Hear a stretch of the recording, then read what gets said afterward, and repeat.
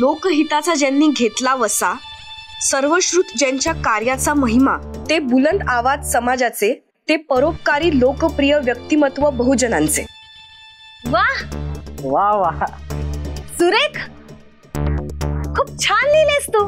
आधीच्या दोन थोड्या फालतू होत्या, पण ही खूप छान लिहिलेस तू.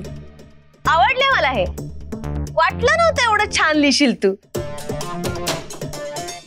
तुझ्या त्या मोर्चातल्या घोषणांपेक्षा पण खूप भारी लिहिलेस तू एकदम. थँक्यू. वहिनी बॉस, काय मी जसं तिला गाईड केलं होतं ना तसंच तिने लिहिलं. मस्त एकदम.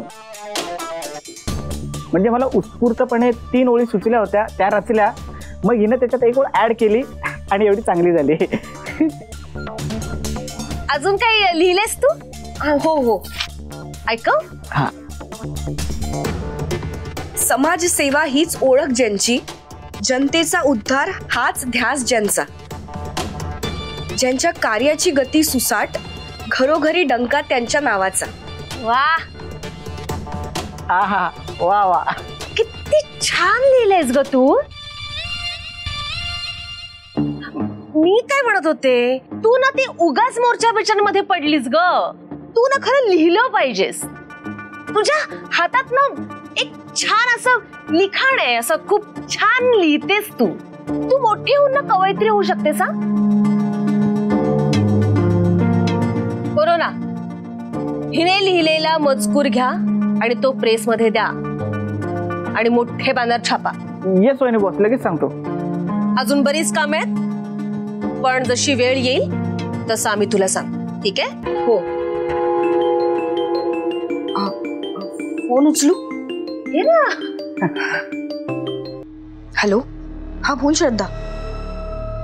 हो हो, येते कॉलेजला. हो बस निघालेच, आलेच. हो हो. कॉलेजला जायचंय? हो, ते खूप इम्पॉर्टंट लेक्चर आहे, ते अटेंड करावंच लागेल. जा, आपण जाताना इकडे एक फेरी मारून जा. ते कसं आहे, प्रिन्स साहेबांना मला हा तू लिहिलेला मजकूर वाचून दाखवावा लागेल ना. त्यांना जर काही बदल करावेसे वाटले तर ते तुलाच करावे लागणार आहे. हा चालेल.